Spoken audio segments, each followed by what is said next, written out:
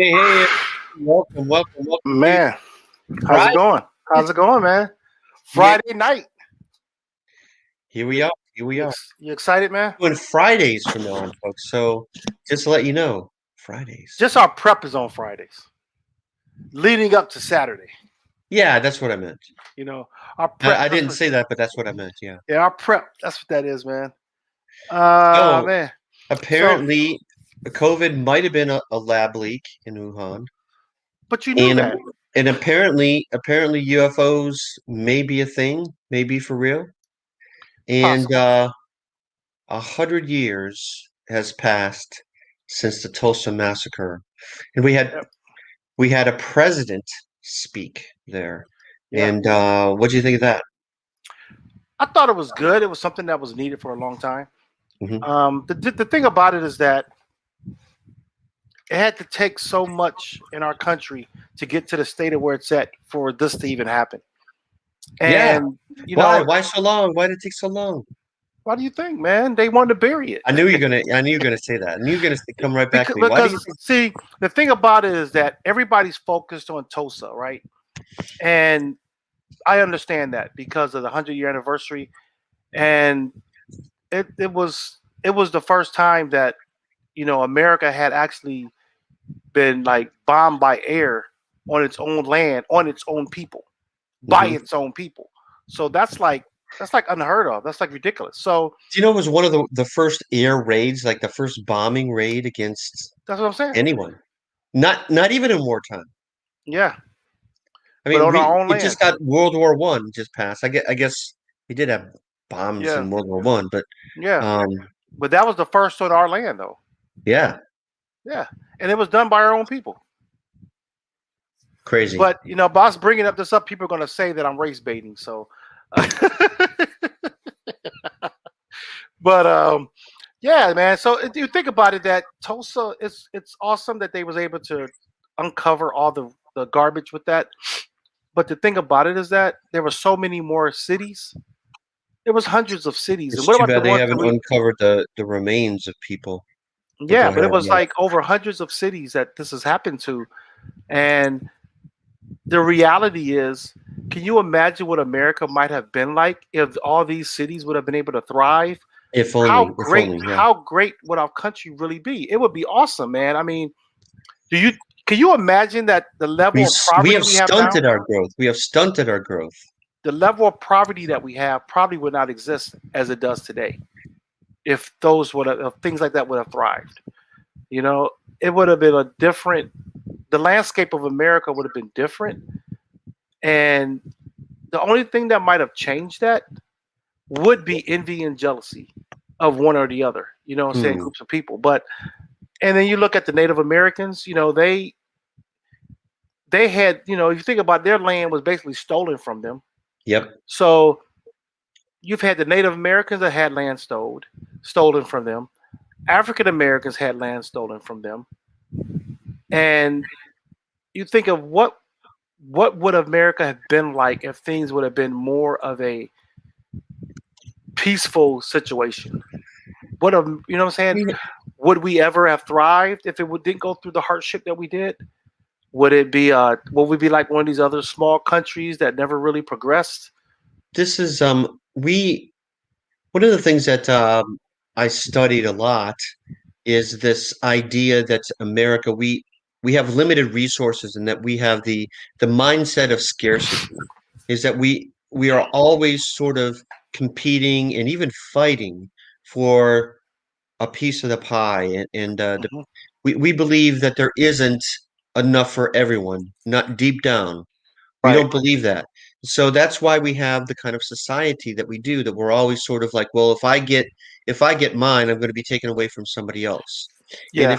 if I believe um I don't want to see you thrive because that means that me and my kids might not thrive.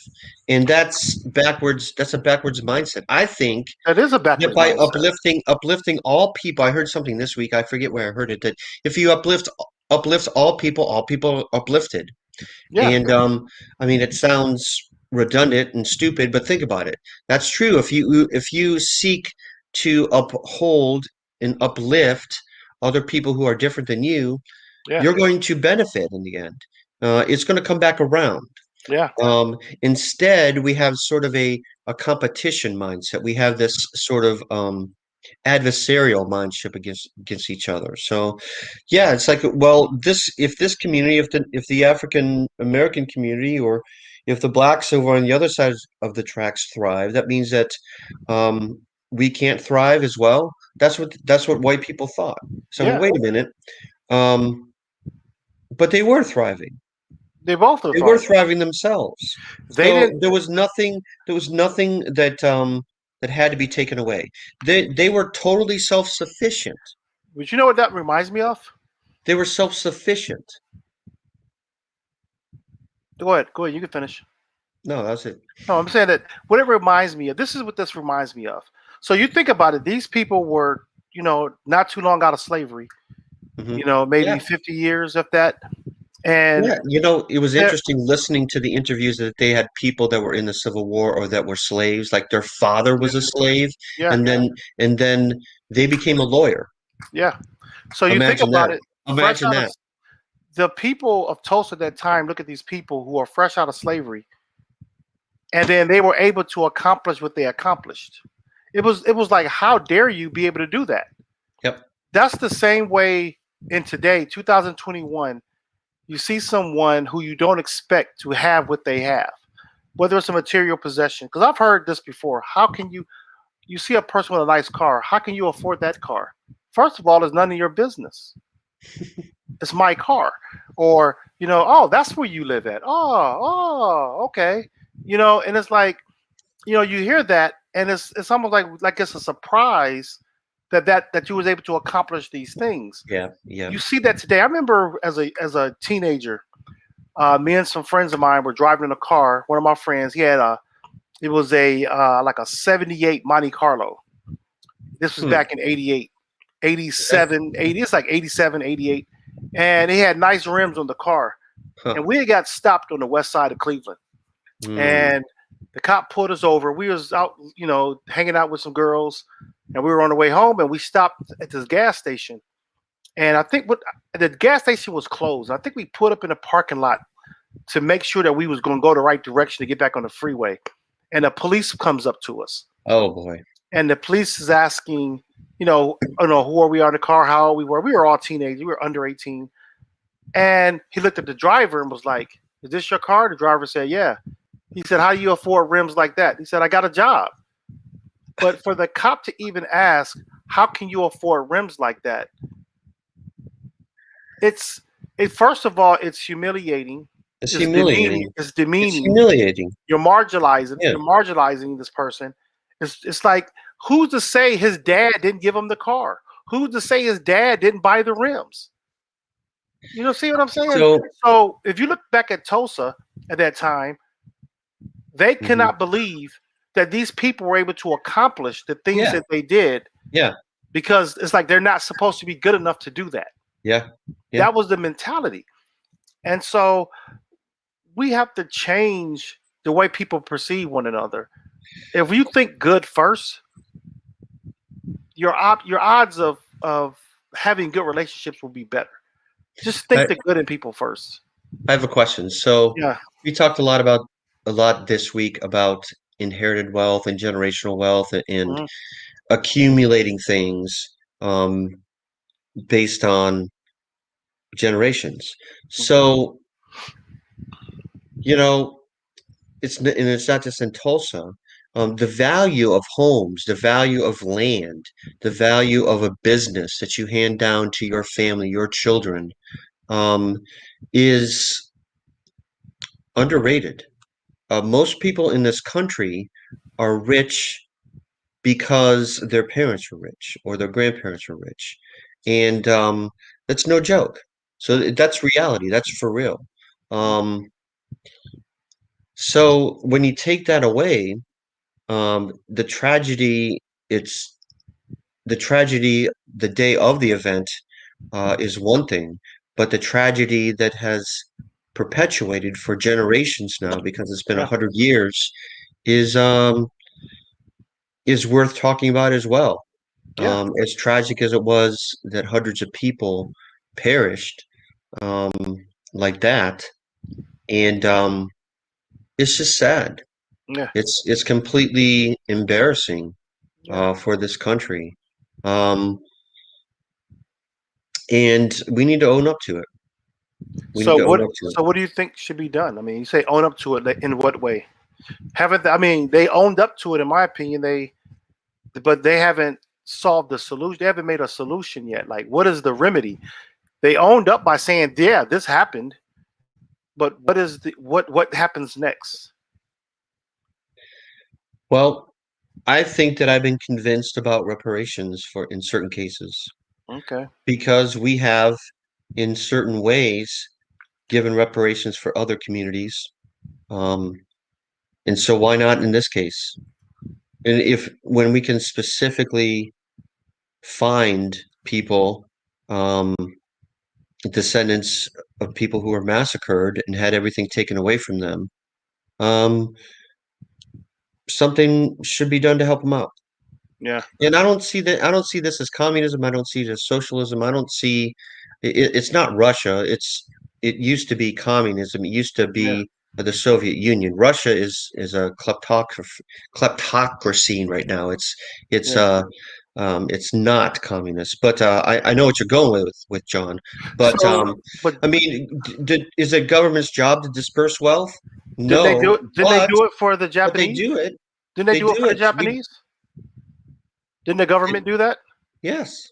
Didn't they do it for The Jews? ones who were then the ones who were in internment camp, we decided internationally to do it for Jewish people, um, victims of the Holocaust. Yeah, I mean, that's what I'm saying. So the government was involved. So who pays that back? You know what would be incredible if if Oklahoma had the nerve and the courage and the strength from the inside to say, okay, those 40 blocks or 36 blocks of property that's standing right now, whatever's on that land right now, give it to those people. Just give it to them. It would be an uproar. But isn't that what happened to them though? Okay, so I'd like to get to these points specifically. No, I agree with you. Why not? Why not? Just give it to them. Why not just give it to them? I mean, is it the government's job to disperse wealth? Kind of, because we have taxation rates. We do that systematically, anyways. Yeah, Oh, it's built into the system. It's built into the corporate system. yeah, So, that's not government's job, but we do that anyways. yeah. We disperse wealth. We decide sometimes that poor people deserve a better chance at scholarships. Why is that? That's Because they still a deserve a government. chance. Because isn't that Yeah, in a way dispersing wealth? it is. Same thing. So, and the government's involved in that. So I don't. Then yeah, it is part of the government's job. Is there a dollar amount that you can place on it? You could look at the cost. You could look at the value of the land that was taken, the Yeah, value of the businesses that were taken, and yeah. you can calculate that out 40 million and that land is worth.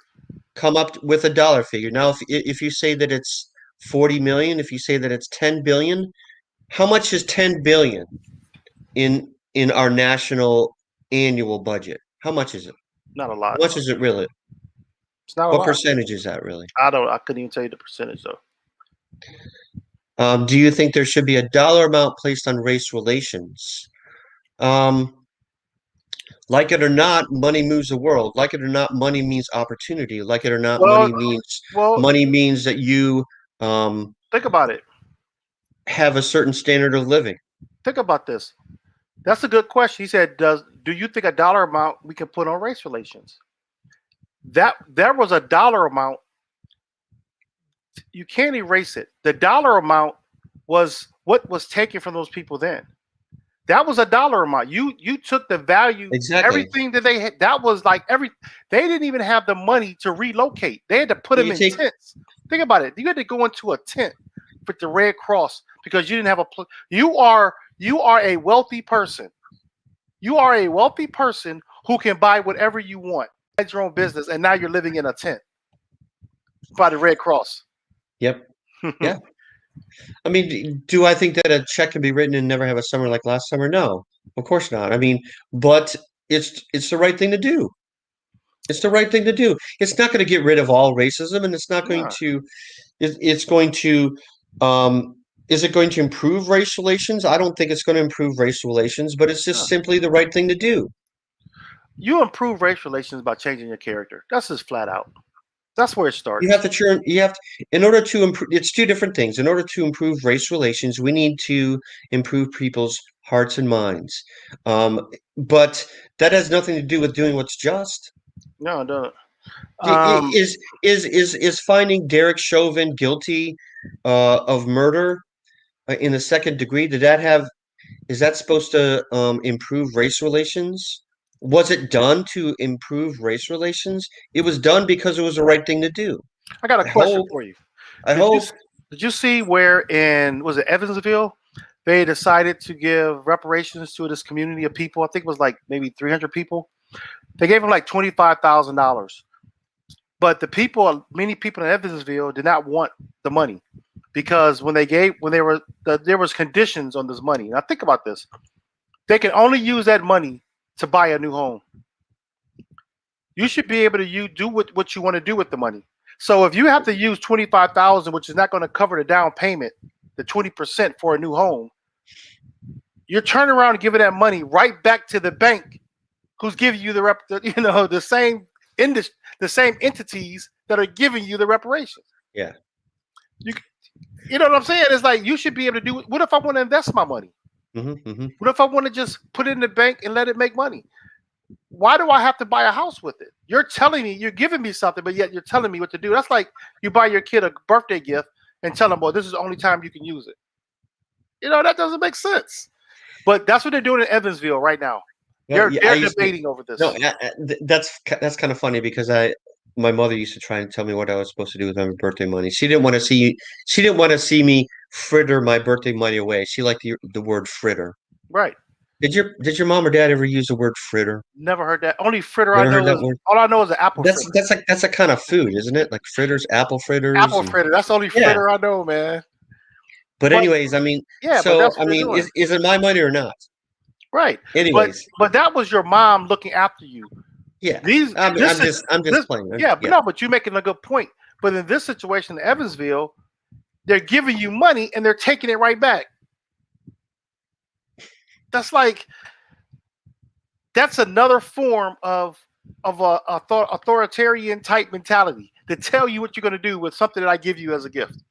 So, but man, this is something that people have to really, evaluate their hearts on. Will we get our taxes raised? It probably won't raise that much because we're looking at reparations for certain situations. I mean, and that it could come in so many different ways. It could be just college tuition. It could right now. You look at what college was it? It wasn't Morehouse. What was that? They just paid the tuition for 2020 and 2021 graduates. That is an awesome thing to give people a head start in life. To give a graduate a head start to start building up generational wealth. You're not stuck in a hole for 70 grand. And it's like there are ways our country can do better to. You're never going to erase the past. You don't want to erase it. You can't erase it. But you learn from it. And you should have a desire to do different. Not to keep saying why you can't do it. Yeah. Find out a way how you can do it. We were talking before the show, and I want to get back to this, but real quickly, am I willing to have my taxes raised? In some cases, yes. If I know what it's going to be going to, if it's something that I value, if it's something that I would like to see for my kids and grandkids and the world in the future for your kids and grandkids, then I would be. I'm not thrilled with everything that my taxes go to. So if I'm being real, I'm going to say that in some cases, I don't mind my taxes being raised for certain things. Mm-hmm. Boy, we got a lot of comments here. So money is water. It doesn't solve anything. Our problems are not a check away. Well, let's talk about that. So, like, you said something that was pretty profound that I wanted to get to Yeah, before the show. You were talking about the character of America and how yeah, people are being exposed. yeah. And say a little bit more about that, and I'll have something Well, it just, I mean, probably as a response, I hope. I know for myself, I can't speak for everybody. For myself, because me and my dad talk about this all the time. We talk about the exposure that happens. For me personally, to really see exposure was when Obama became president. I saw you had the reports of different people having these emails with these derogatory comments. They were like judges and politicians, and they were getting caught. And so I was like, wow, they're like really bold to just do this out in the public, like in an email. It can be traced. And so after that, I started watching it more and more. And over the last 4 years with Donald Trump in office, we've all seen the exposure of people saying things. Roseanne Barr was a good one because she lost her job over it. You know, the character of people to say some things that they normally wouldn't say is all of a sudden like in the forefront. It's just coming out. And so when you look back at Tulsa, and anybody who is opposed would be opposed, or no, not even opposed. If you look at what happened to Tulsa and it just brush off your shoulders without any type of empathy, Hmm. Hmm. what is wrong with your character? That's how I Yeah. look at it. Yeah. And Yeah. I and agree. and to make it even worse, you brush it off your shoulders and you was never told about it until 2020. Yeah.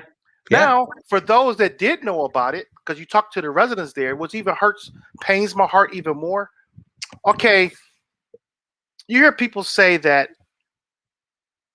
when you talk about these things, it make white people feel um, uncomfortable because it was, their ancestors possibly who did some of this stuff, possibly, because we got people from all over the world. But if you had ancestors during this time in this era that was related to you, like the mayor of Tulsa right now, who had 972 slaves, his family, you feel kind of uncomfortable knowing this stuff.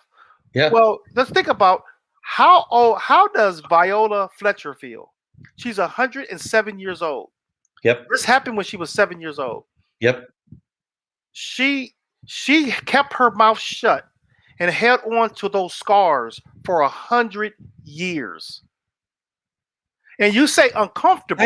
I think Can you about that when I imagine hear these things. think about it? Can you imagine how Yeah. comfortable she was when she would go Hmm. past that neighborhood where her Yeah. house Think once about that. stood? She lived in the same in Tulsa her whole Yeah, life.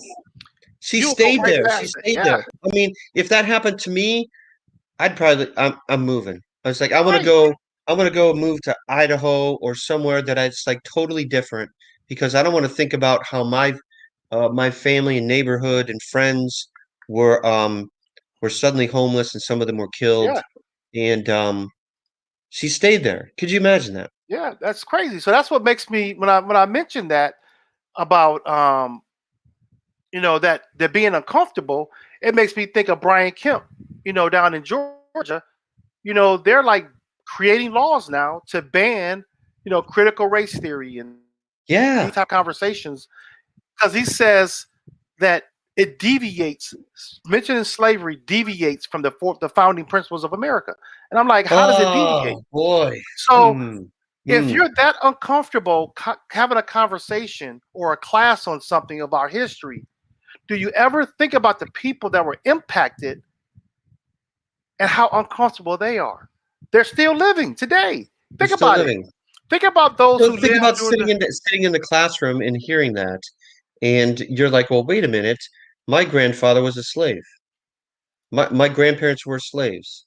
and it's like, And here you're being told that well, it really wasn't that bad for them. yeah, And and many of them didn't mind it. And it was against our founding principles because of course America is great and always was yeah, great. yeah. And and so, what are you thinking? What are you thinking if you hear that in school? Well, the thing about it is that when we were in school, I could just go back to when we were in school when the topics came up.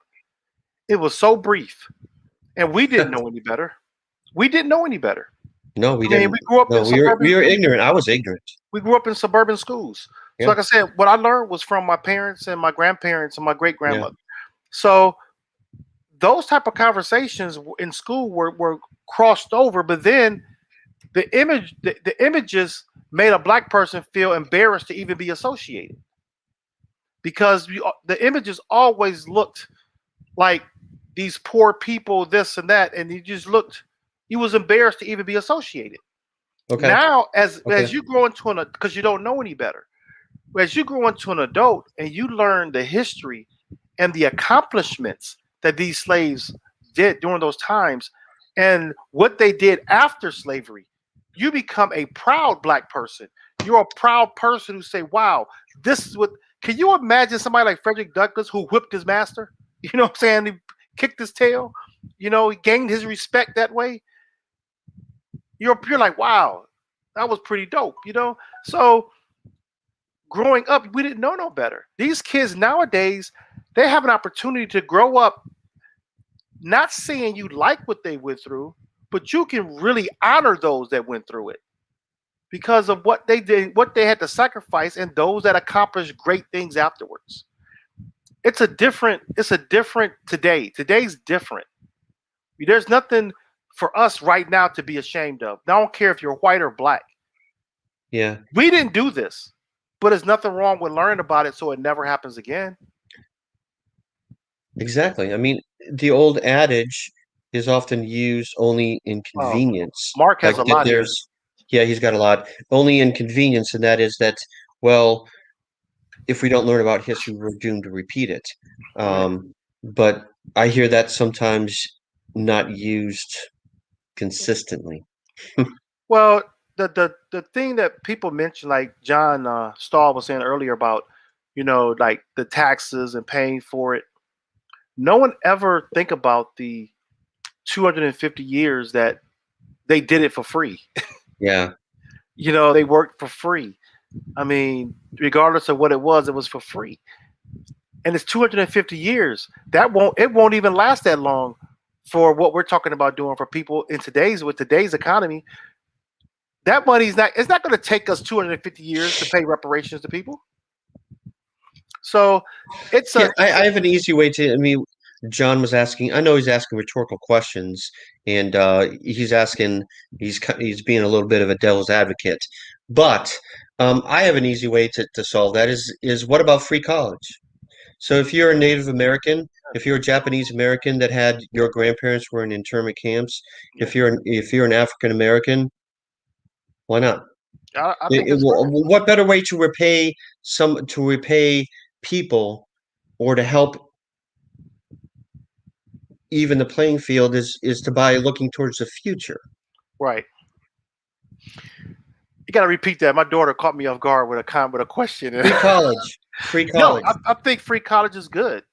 I think we need it not only for as a form of reparations, but I think there should be some type of reprieve right now for a lot of Americans because of the cost of college. I think there should be a cap on how much college costs.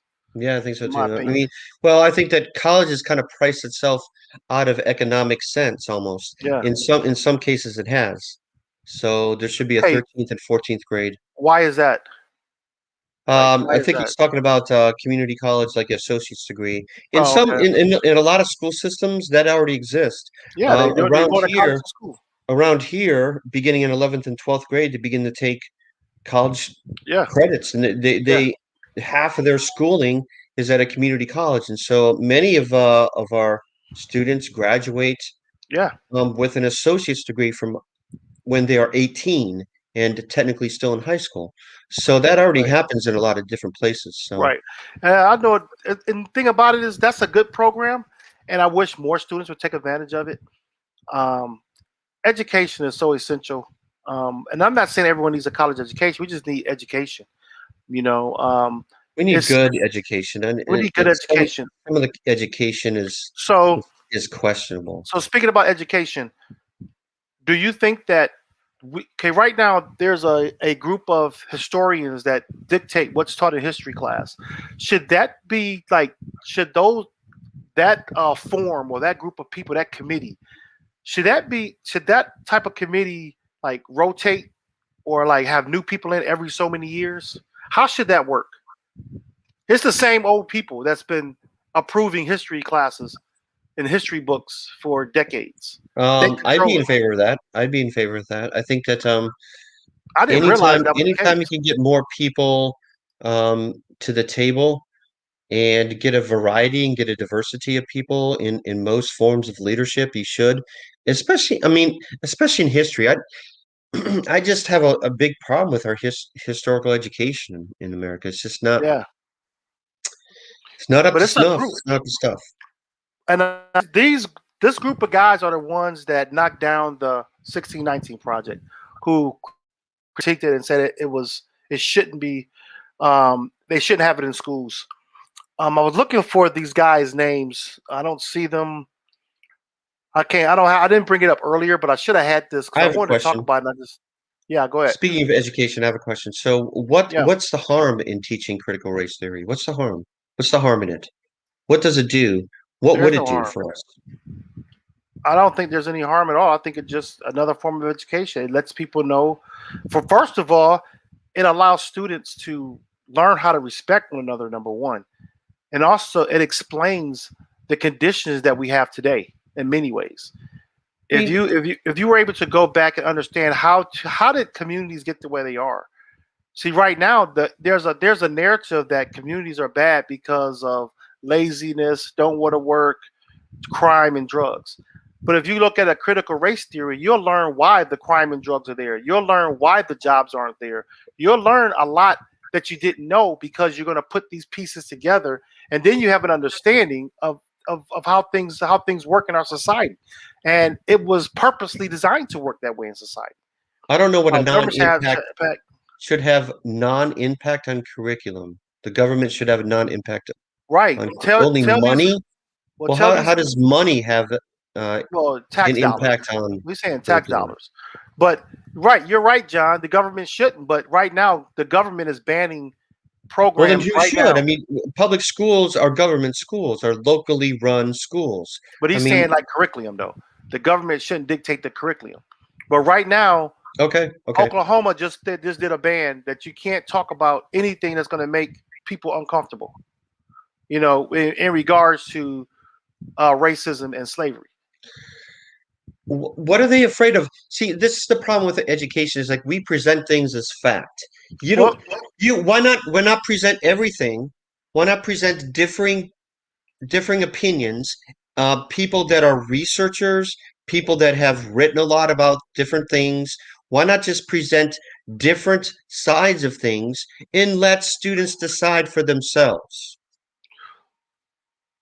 well, Why are we if, treating if you, students like they're dumb?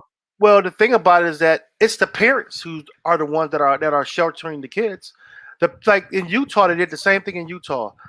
They was bringing this project, they were bringing these programs into Utah schools, and then the parents protested. They didn't want to teach this. They didn't want their students learning these things. And you're like I said, what is the harm? What are you scared of? The I mean, scared of is the truth. student can leave school and simply say, you know what, that's a bunch of bull. I don't believe that. And I mean, they're welcome to do that, I mean, right? you look. This is okay. This is what we do because I don't know. I don't know that I can't. I haven't asked anyone what are you scared of because no one act like they're scared when you talk to them face to I face. mean, you're But not trusting the student to make their own minds up about these things and like how to deal with the world and what to think of their history and who they are as right. Americans. Well, If we hide truths from them, if we hide things like Tulsa, then you're going to get people like me who are going to sit there and scratch their heads and like, why the heck didn't I learn this when I was in high school? when John said that the communities decide, the thing about it is that that's the issue right now. The communities are deciding, and they're failing. They're right I, now. Right now, communities decided why we didn't learn that at the same school, Darren. That's the community decided that. but yes, 10-year-olds don't make that decision, but I trust me, beginning at 12, 13, 14-year-olds definitely can make those decisions in their minds. Beginning when they start to be independent, there's a reason why. It's because they're making up their own opinions and their own minds about things, and they can discern Yeah. about what they believe in. The thing about it, I mean, we can go round and round with this See, because this is the thing. Just one more thing. I'm sorry, no, but go ahead. I hear this all the time. What should be taught should come from the parents. Okay, I don't know everything. I'm not an expert in history. I'm not an English teacher. I am not a chemistry teacher. I can't teach my child these things. So if it were up to me, my children's education would be woefully incomplete. Okay. And that would go for anybody in this country because Well, you have a different science teacher, you have a different math teacher, you have a different social studies teacher. This is why we have specialists. You have a different music teacher, you have a band director. Okay. If it were up to parents about what should be taught, we would have even, we would have woeful schools. what John is saying right there, what you want taught should be come from the parents. The problem is that's what happened in Tulsa. It was the community that decided we're not going to talk about this. This is what I'm talking about, Mark. If it were up to my parents about who to decide what I would learn, there would be a whole bunch of things. I mean, I agree. So it's that's why exposure is important because you can't hide from it. And when you put it out there, people are going to research it. Right now, over the last year, so many people who never heard of Tulsa, the massacre in Tulsa, have researched it, looked it up, and learned from themselves. Now, whether they embrace it or not and say, well, wow, this is jacked up, we should do better, or if they just brush it off their shoulders. However, they looked it up. And so all it took was LeBron to make a special. No, it didn't. You're losing it, John. This was exposed by Viola Fletcher. It came out in an interview in 1999. The story has been around forever. The thing about it is that many people didn't talk about it. I found out about it when I was 12 years old from my great grandmother. She talked about it. So it wasn't about LeBron. He just had the money to put together this piece, which was great. I applaud LeBron. I applaud LeBron. See, this is the thing about it also. This is something I just had a conversation with recently too, is that what America isn't used to right now is the other narrative. So for so many years, for forever, it's always been white media and reporters to tell the story of everyone else. Well, right now you have black media. That's a very good way of saying it. Yeah. You have black CEOs who are at the table now. ABC has a black CEO or a black vice president. So does MSNBC. So you have people at the table that are now saying, I want this conversation. You have people at the table now when things go left because of somebody acting crazy or saying something stupid, they could get canned because someone's at the table. LeBron is at the table, can make decisions now about what the narrative is. If it wasn't for people like that, the narrative wouldn't come out. So when you have this, when I mentioned to you before, Darren, I said, what do you listen to on the radio? I said, because mainstream TV targets to the same audience. You look at your advertisement, that's your audience. Yeah. So when you start to branch out and listen to other forms of media, other people, whether you like them or not, you will hear a different perspective. And you'll sit back and say, wow, I never thought about that. Wow, this makes sense. Oh, that's why those people act like that. Or this is why those people say this. Because you're hearing it from a different perspective. And now you see that because the reporters aren't being quiet. Jamila Hill got fired from ESPN because she made a comment about Donald Trump. Yep. Okay, she worked for ESPN, so they fired her. That's their show. That's their stuff, right? Yeah. ESPN owned. They like, we got to fire you. So what did she do? She went to other sources, to other platforms that allow her to give her narrative. That's what the power of media can do, and that's what America is not used to. That's why people tell LeBron, "Shut up and dribble," because. And I hate that. I hate that comment because it treats people as if they can only do one thing in life. And somebody who is a musician or a singer or an athlete is considered not as intelligent as somebody in any other walk of life. It's well, just because you're an athlete, does that mean that you're not also intelligent? I mean, look at Kobe Bryant. You Yeah. didn't have to go to college. He could have Speak gone to five Duke. languages. He could have gone to Duke. They speak 5 languages, don't he? I think it's 5 languages or four Yeah, languages. he was fluent in French, I believe. Wasn't it Yeah, French? there's a couple of languages he knew. You So know, this attitude as if that people can only do one thing in life really, really perturbs me. Um, yeah, and talking with people with different perspectives is crucial. Yes, amen. I agree with that. So about like listening to other media, basically the reason I actually like to listen to people with different perspectives. My issue was always in their personality, though. I found a yeah, lot of the right wing. It's not just right wing. I find this with some left wing people too. Even if I agree with them, if they annoy me personally, then yeah, I cannot listen to them. I yeah, cannot listen to the morning stuff on MSNBC because I just find that they are very um yeah, their personality grates on me. yeah, Rush Limbaugh, I couldn't listen to 5 minutes of Rush Limbaugh because he was so pompous in it yeah, was his yeah. attitude, really. Right. So if they're presenting a point of view without the attitude, I could listen to that. But Yeah, if they had this sort of attitude that they are superior yeah, because of their point of view, then I couldn't listen to that. yeah. Well, when I listen to media, I'll listen to a little bit of everything because I want to be able to go back and research what someone who I didn't care for or maybe I don't even agree with. I have to find out. I have to look. If I hear somebody like Rush Limbaugh say something, or Sean Hannity, or a Tucker Carlson say something, and it just hits me like, "Wow, what is that? That's not right." It makes me go research because then it lets me know, did they make it up, or were they giving you some facts? And there are some times where I saw some fact from what they've said that I was just in my feelings about it, but it was factual. But most of the time, when it catches my ear a little bit, because I think I stay up on stuff, that I have to go back and just to make sure I have my talking points right. Yeah, I yeah. have to find out where they slip, and so that's why when I talk to certain people on social media, and I there's you heard me say it before, they're predictable in what they're going to say. The first question allows me to get a head start. The first question I know as soon as they say something, I'm like, oh, I know where they're at. Mhm. This is gonna be easy, you know. And it's predictable because all they do is listen to media, Yeah, yeah. and it's the same media that Here, they're listening to. a lot of people are commenting about cable news networks. I don't tend to watch much anymore. I used to watch a lot of that, but Yeah, I've since discovered in this last year really a lot of independent media, a lot of YouTubers that I like. Some of them annoy me, and so I don't listen to them, even if they are left, even if I do agree with them. Some of them I really do think are very informative. yeah, So a lot of the cable news, like on CNN, just beats a dead horse. And they're constantly talking about the same stuff all the time. And some of the hosts on MSNBC I don't like, and Fox News I just as I can't watch that really.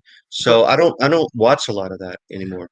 well, somebody told me that I was what was the word? What the word they use? They didn't call me a racist, but it was okay because I told them I watch majority of the black news shows, the newscast, like on the mainstream. Like I'll watch Craig, what's his name? That's on MSNBC, the black dude that comes on in the daytime on MSNBC, comes on like around like noon or 11 in the morning. Can't think of his name, but I watch him. I'd have to look that up. I don't know. Dang, I can't think of his name. Is it Milburn or Merv? Something like that. Oh, yeah, okay. I'm talking kind of Yeah, light Craig skinned guy. Melbourne. So Craig I'll Melbourne, I think. right. Hmm. I'll watch him. I just like his personality. And Yeah. then I watch Joy at 6. And I don't watch these Well, shows. I'll just flip through. I like And then Joy Bear. Joy Bear? no, Is no, that her no, name? no. Bear? Joy Bear? Beer? What's her name? I can't remember nobody's name. Reed in the evening. Okay. You have never watched, isn't her name Joy Reed? In the evening at 6 o'clock I on can picture her MSNBC. face. MSNBC. Is it Joy? But anyway, I'll watch her at 6 o'clock. Okay. Yeah, Joy Okay. Reid. That's what I thought. I watch Joe her at 6. Reed. Okay, Yeah, yeah. Mhm. yeah. So I watch her at 6 o'clock, and I really Okay. got hip to her during the Trump when Trump was going against Hillary is when I got more familiar with her. Okay. And then I might catch a little bit of Don Lemon at night. So people say that, well, why do you only pick the I black used people? I used to like And Don so Lemon, but he seemed very negative the last couple of years. So, yeah, so it's like I get it. I get it where he's coming from with it, but um well, why do I you think watch that those. is? Why do you think that is? I don't think that he's That you listen negative. to those I think people? I listen to those people because I can't find them anywhere else. Where else am I going to see black reporting? Okay, A black person telling the so it's news. important to you. Well, not that it's only it's important to me, but sometimes you want to see someone looks like you on TV. Okay, Think about it. Melvern is the only black male that has a show on yeah. MSNBC, right?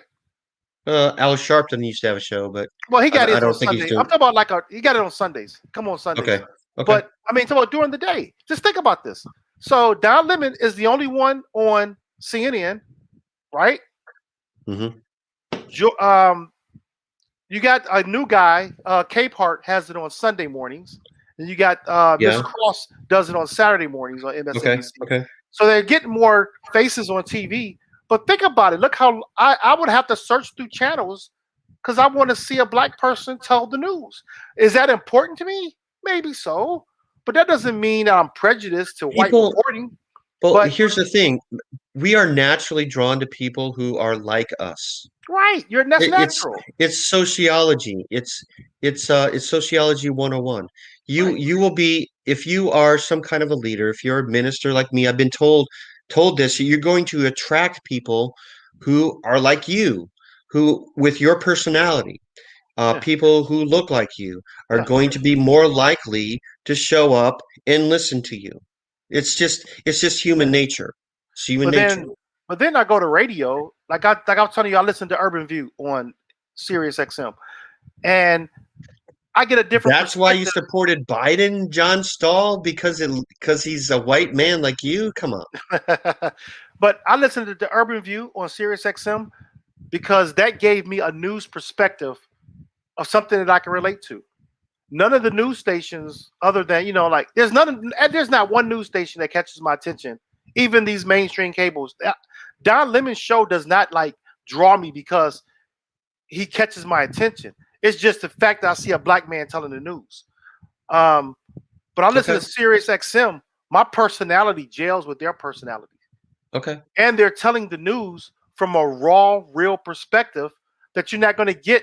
So you got to look at it this way. Again, Don Lemon has to tell the news like the way CNN tells him to do it.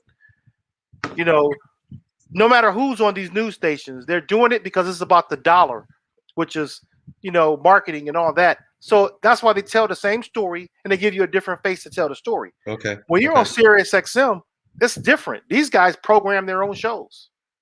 And Yeah. it's a good thing because I Yeah, learned so you could much. tell that they're very relaxed and loose, and they can talk about anything that they And it's want. Almost, real. almost. It's Yeah. real. It's real. I mean, it's like they're telling you the real perspective of everyday people. And then from an African American perspective, you could definitely feel it. I mean, you have people call in with their real life experiences from radio. You know what I'm saying? Like they were talking about truck drivers today, and the truck drivers, the things they deal with pulling up in these truck stops, especially the last 4 years, they said it was horrible. Mm, Dealing with this megamania. They were there. oh. Yeah, they were Mm, really dealing with it. But that's life. You got to go on. You got to work. You got to do your job. But they were talking about all this whole. Then when the insurrection happened, they're dealing with people who defended that. The truck drivers here. they meet people that's real life in society too. Truck drivers are like they're into it. You know what I'm saying? They meet everybody from every walk of life. Hmm. So So tomorrow mhm. we are having substance abuse counselors. We are having people who are telling their story of their struggles with substance abuse. Yeah. So it should be an informative show. We want to talk about this past year and what it's been like for people that work as substance abuse counselors and people out there like you in the world. Um, there's been an increase of drug and alcohol abuse in the last year or so. And so we want to raise awareness of that. We want to talk about it. We want to get real. So that is So tomorrow's show. so you Go ever ahead. got Go high ahead. before? You ever got high before? Putting you on the spot. I've done weed, sure. Did you? I remember I And tried it once, man. I was okay. young and didn't know what I was doing and almost started a fire. It's a long story. No, We I were mean like young. We were young. I did I've done my share of drinking. I used to do in my 20s especially. Did weed. So Yeah. um It's I think I never really got into anything, any drugs or anything. I think I was always scared of what would happen. Like I saw some experiences with friends of mine that scared me from even yeah. doing it. And it was like I didn't want to be that guy that got high and something went terribly wrong. hmm And that was always my fear of something I going was wrong.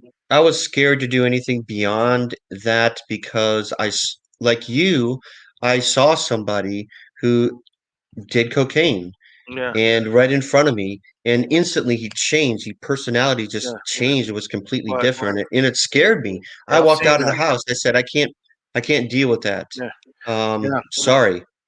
My first after party for a concert. It was like with artists. I'm not gonna name the artists and all that, but it was a concert, and I got into it was a hotel party, and that was the first. I was like eighth grade, ninth. No, I was ninth grade, freshman, and I saw I saw this table, man, that had like all this stuff on it. I mean, Wow. Mm. everything. You had the weed, you had the cocaine. They in the bathroom, they shooting up stuff. I mean, it was like I couldn't believe I saw this, and Wow. Okay. then all the alcohol. Like I was ninth grade, man, and I was like, what the heck am I doing? And so it kind of let me. I mean, I'll always love music out there. I didn't think anything negative about the artist because it was a lot of. This was just a lot of people that was there, but those type of environments made me feel like, wow, what could actually go wrong? And then Mhm.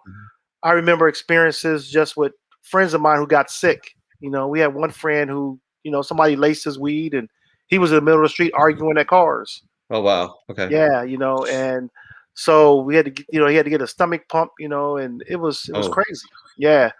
So that kind of scared me because it was a good yeah. friend of mine. It was like, wow, I don't want to see this dude Wow. die. So, So the but yeah, question is, are we both in favor of legal marijuana? I am. I'm yeah, in I'm both indifferent. both for medical and recreational, by the way, because well, for a lot of reasons. For one, I don't see much of a difference between marijuana and alcohol use. And as a matter of fact, alcohol abuse It's worse. does astronomically more Yeah, more damage. as far as killing people and drunk driving and Yeah, alcoholics and everything like that. And so I just don't see a lot of difference between the two.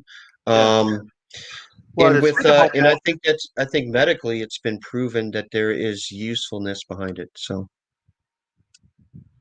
do I think a fear of getting well, caught is a motivational factor? wait. What did he say? Hypocritical. He said, "Do you know how hypocritical is after both?"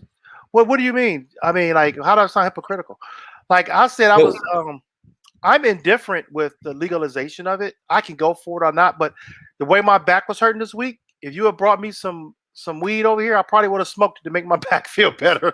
I was hurting so bad. I don't know what we're sounding about hypocritical because what I'm talking about is talking about hard stuff. I'm talking about heroin. I'm talking about cocaine. Yeah, I'm talking about doing pills.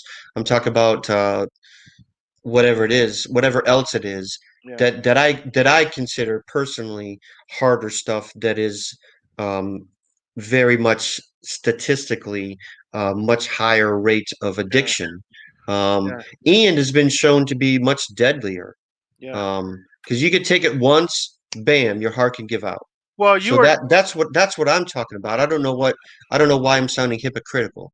Well, when we were talking about like alcohol is far worse. I just had a family friend of ours who he was an accident this weekend, this past last weekend, I think it was Sunday, by a drunk driver. You know what I'm saying? He was life flighted. He had to have surgeries. It was he was in bad shape. And Okay. that was just hit by a drunk driver. And so alcohol is far worse. Um, I haven't heard of people just snapping and losing their mind over some weed unless it was laced No. with something else. You know what I'm Yep. saying? So, Exactly. Exactly. um, alcohol has done more damage, tore up more families. Yep. You know, it has ruined lives. People have lost their jobs. People have lost so much due to alcohol abuse. And so I mean, that's one of does the that things. mean that I'm not going to have a beer or two on the weekends? No, we said No, abuse. It's abuse. we're talking abuse. So Like, what do you mean add something else in the mix? What are you talking about, dude?